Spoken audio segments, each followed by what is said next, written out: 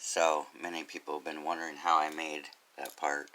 This is, it says X-Race on it. This is the part that I ordered. It's the 05C is what I ordered. So it had all of these guards and stuff on them. Anyway, for mounting, you see it right there.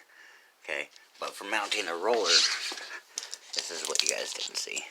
Is I took one of these. This is from like an old brake. Okay. Obviously this is threaded down because I threaded it. But, so you'll need a spacer in there.